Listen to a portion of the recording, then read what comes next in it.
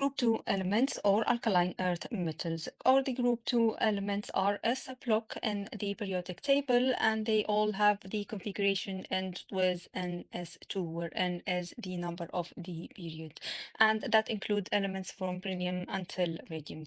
The physical properties, they have high melting points and boiling points, of course, because they have metallic bonding, they have low density, and they all form 2+ ions.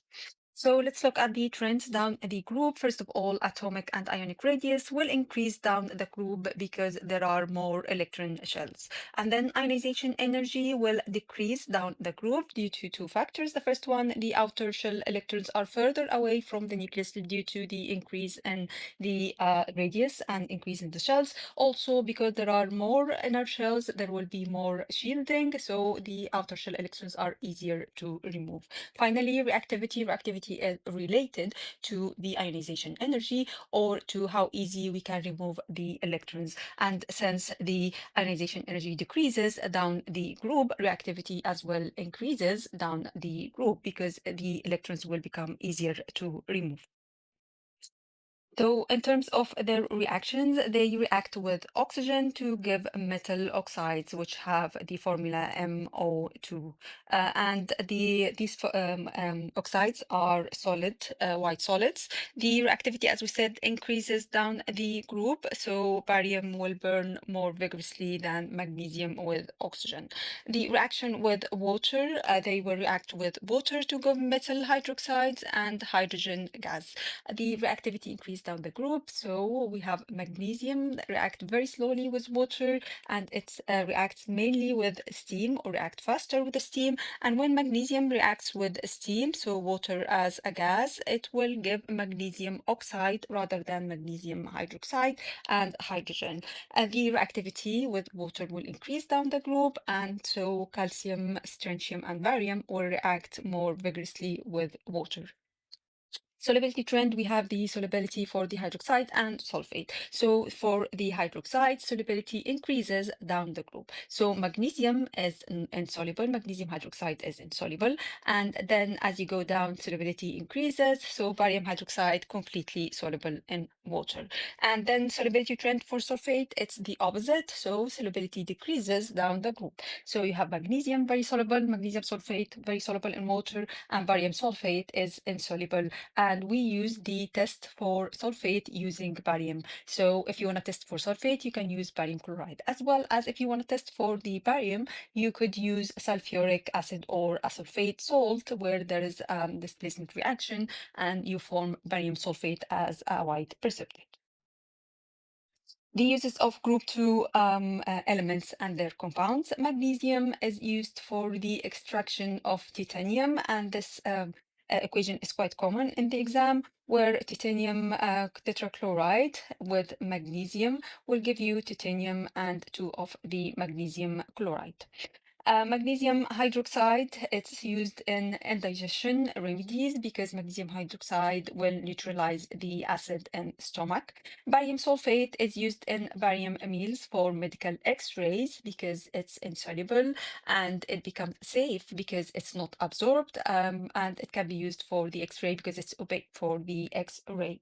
Calcium carbonate and calcium oxide remove the sulfur oxide or sulfur dioxide from the flue gases, and the reaction between calcium oxide with water and sulfur dioxide will give the calcium sulfite, which is Group 7 elements exist as diatomic molecules, and each atom will have 7 outer shell electrons, 2 in the S subshell and 5 in the P subshell.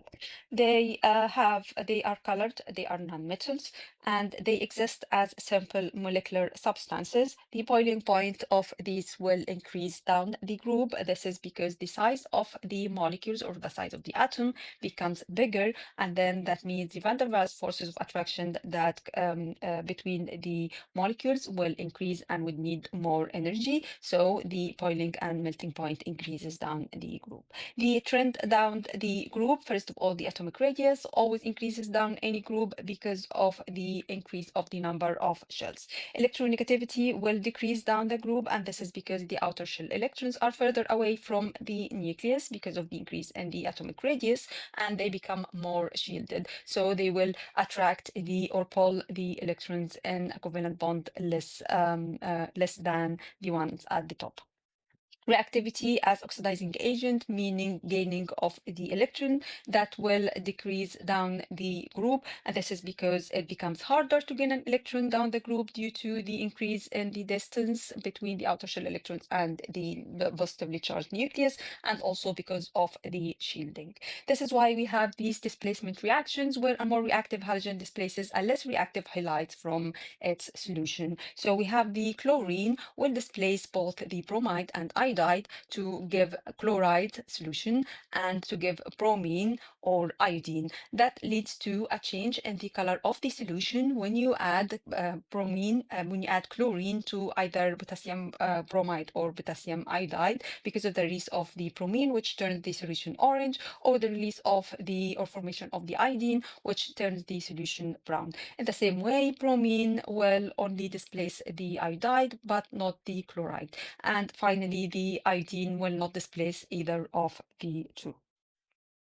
Reaction with cold dilute alkali. This is a very well-known reaction, and it's very common in the exam to ask you what is the reaction between chlorine and a cold dilute alkali. So chlorine react with sodium hydroxide to give the sodium chloride, sodium chlorate 1, and water. Here, this is called a disproportionation reaction. Disproportionation reaction is this type of reaction when the same substance gets oxidized and reduced in the same reaction. So chlorine here has an oxidation state of 0, and then it will give you the chloride, it's sodium chloride, with an oxidation state of -1, which means this is got reduced, and in sodium chlorate 1, the oxidation state of the chlorine is +1, meaning this got oxidized. So the same chlorine here got oxidized and reduced in the same reaction. The sodium chlorate 1 that is formed is used as bleach, and these are very well known and common type of question in the exam. Reaction with water. Chlorine react with water in two types of reaction. Both of these will be redox reaction. The first one is disproportionation reaction, where chlorine react with water to give two acids, which are hydrogen chloride and hydrogen chlorate 1. These are the two acids. Again, this is disproportionation because the chlorine was oxidized and reduced. Chlorine NaHCl was reduced because the oxidation state -1, and chlorate 1, it's +1. So this is oxidized. This is why we use chlorine for water treatment, because the the chlorate 1 the hydrogen chlorate 1 can be used as antibacterial. So we add a tiny bit of chlorine or some chlorine, not too much of chlorine, to water to kill the bacteria. And it's only added in small quantities because chlorine itself is poisonous, it's toxic. So when people drink water, if they have a lot of chlorine, they may get poisonous. But we need to balance between the risk of not using chlorine to sterilize water and kill bacteria, and the risk of actually the potentiality of someone getting poisoned by the excess of the chlorine. And because the benefit outweighs the risk, chlorine is used in water, and they only add small quantities anyway. Also, chlorine can react with water under UV to give hydrogen chloride and oxygen. This is not a disproportionation reaction. In this case, the oxygen from water is the one that is get oxidized to oxygen, and the chlorine gets reduced to chloride and hydrogen chloride. In the exam, if they simply ask you about the reaction between chlorine and water, you can mention any of these two. But if they have more specific question, like what is the reaction, which reaction that would produce two acids, then you have to mention the disproportionation reaction, even though this is a correct reaction between chlorine and water, but this is not the reaction they are looking for if they want the two acids. Then we need to talk about the trends in reducing power of the halides ion. So if the halogens as oxidizing agent, their activity decreases down the group, that means that the reducing power of the halide down the group will be the opposite. So it will increase. That means as you go down, the reducing power increases. So when we talk about halides, which are chloride, bromide, and iodide, they can act as reducing agents. When they act as a reducing agent, they get oxidized to the halogen. Fluorine will be the least reactive. And fluoride, by the way, is also it's above chloride, or fluorine is above chlorine. So the fluoride even less reactive than the chloride itself. So fluoride as a reducing agent is less reactive than the chloride. So for fluoride and chloride, both of these, when they react with sulfuric acid, they will only act as a base, because they will give you, if you react sodium chloride with sulfuric acid, that will give you hydrogen chloride and sodium hydrogen sulfate. So the role of the chloride here will be a base, because it will take the proton or take a hydrogen from sulfuric acid, or it will accept a proton. So now this is not a redox reaction. But if you react with sodium hydrogen bromide or sodium bromide with sulfuric acid, it will now turn into a redox reaction. The bromide will get oxidized to give bromine. At the same time, the sulfur in the sulfuric acid will get reduced, and it will give you sulfur dioxide. The reaction will stop at this stage. So it will only be reduced to sulfur dioxide. Remember that the oxidation state of sulfur in sulfuric acid is +6, but in sulfur dioxide it's +4. So it was reduced. This is because it has a certain reducing power. Iodide has even a stronger reducing power. So the iodide, when it actually reacts with sulfuric acid, it can reduce it even further, not just to give sulfur dioxide, but also to give hydrogen sulfide, H2S. So now you can get two different gases that contain sulfur when you react the iodide with sulfuric acid. One of them is sulfur dioxide, the other one is hydrogen sulfide. And of course, the iodide will get oxidized to give the iodine. How to test for the halides? To test for the halides ions, we have the silver nitrate test. So first of all, you need to add dilute nitric acid and then add silver nitrate. Why do we need to add a dilute acid first? Because we need to exclude the presence of any carbonate in the solution. So if there is any carbonate with silver nitrate, it will give a precipitate of silver carbonate. So we need to exclude the presence of carbonate. So you add dilute acid first. If there is any carbonate, it will react to give you carbon dioxide and water. So you add the acid and then you add silver nitrate. Fluoride will not give you any precipitate, so there is no visible change. You're not going to see anything. In case of chloride, you will see a white precipitate. In case of bromide, there will be a cream precipitate. In case of iodide, there will be a yellow precipitate. You can even test these further by adding ammonia. So you can add ammonia solutions to the precipitate and see what happens. With chloride, if you add dilute ammonia, the precipitate will dissolve in dilute ammonia. The bromide and the silver bromide and silver iodide that were formed from the chloride and bromide with silver nitrate will not dissolve in dilute ammonia. However, if you add concentrated ammonia, you can see that the silver bromide precipitate will dissolve. The silver iodide will not dissolve in either, so it will not dissolve in dilute ammonia or in concentrated ammonia. This is how we differentiate between the three halides. And very quickly, the tests that you need, the chemical test that you need for paper one, we talked about the test for halides. Now let's talk about the test for sulfate. So sulfate is the test with barium salt. So you use barium chloride added to the sample, which has the sulfate. If there's a white precipitate form, then it's sulfate. But before you add the barium chloride, you need to use acidified barium chloride, or you need to use dilute hydrochloric acid first, also to exclude the carbonate, because barium carbonate is a white precipitate as well. Test for carbonate: if you add any dilute acid like hydrochloric acid, carbon dioxide will be produced, and then if you bubble this gas through lime water, the lime water will turn cloudy. So this is a known test for carbonate and for carbon dioxide. Finally, tests for the cations. We have a test for group 2 ions first. So we have the flame test. You need to know only these three. Calcium and flame test will give you brick red flame. Strontium will give you red flames, and barium will give you pale green flames. The test was the hydroxide. So test was sodium hydroxide, for example. We know that magnesium will give you a white precipitate.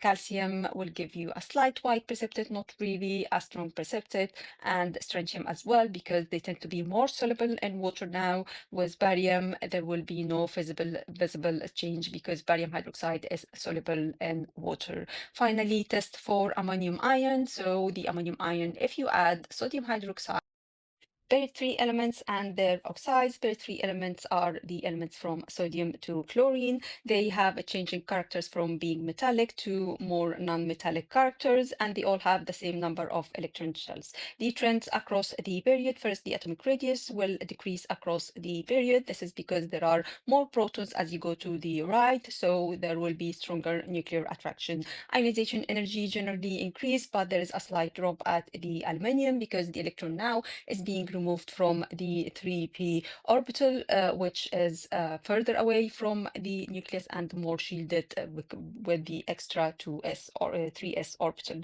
And for sulfur as well, because in comparison with phosphorus, sulfur, the electron is removed from paired electrons from suborbital with paired electrons. So there is some repulsion between the electrons compared to the phosphorus.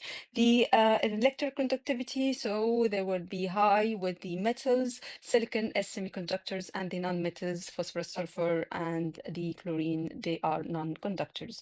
Melting and boiling point, so from sodium to aluminium, there will be high melting point. This is because they have metallic bonding, and the melting point will increase in strength as you go to the right because there is an increase in the positive charge from +1 to +2 +3, and there is an increase in the number of delocalized electrons as well, and decrease in the radius. So there will be stronger attraction between the delocalized electrons and the positively charged ions.